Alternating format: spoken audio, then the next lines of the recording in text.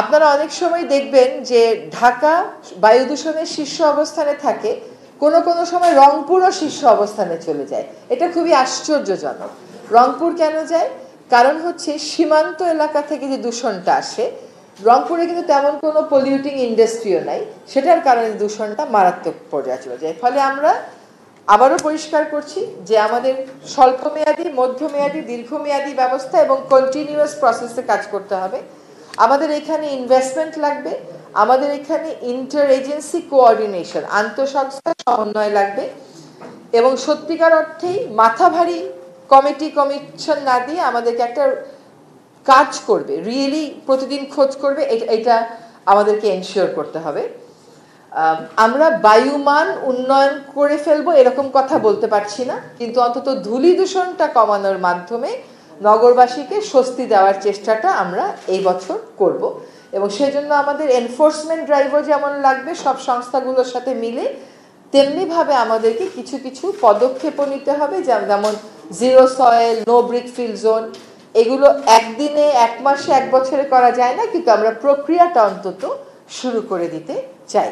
আমাদের রেসপাইট হচ্ছে ডাস্টটাকে কন্ট্রোল করা যায় কিনা, ধুলা নিয়ন্ত্রণ করা যায় কিনা। ধুলা নিয়ন্ত্রণের মাধ্যমে বায়ু দূষণটা কিছুটা নিয়ন্ত্রণে আসবে, কিন্তু বায়ুর মান কিন্তু উন্নত হবে না। সেটার জন্য আপনার হিউজ ইনভেস্টমেন্ট লাগবে। জীবনের সব আয়োজন এখানে একসাথে।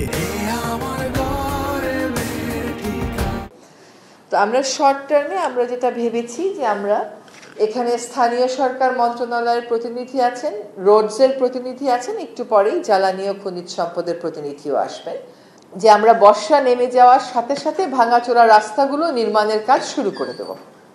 আরেকটা হচ্ছে রোড কনস্ট্রাকশন। ওনারা আপনাদেরকে ছবি দেখাবেন, I am sure you will show them the picture where how road should be constructed and dust should be control. এটা আমরা একটা নিয়ন্ত্রণে আনার চেষ্টা করব। এই নিয়ন্ত্রণে আনতে পরিবেশ অধিদপ্তর এককভাবে এনফোর্সমেন্ট টিম পাঠাবে না, আমরা বিএফটি এর সাথে মিলে, রোডসের সাথে মিলেই আমরা এবার টিম পাঠাবো।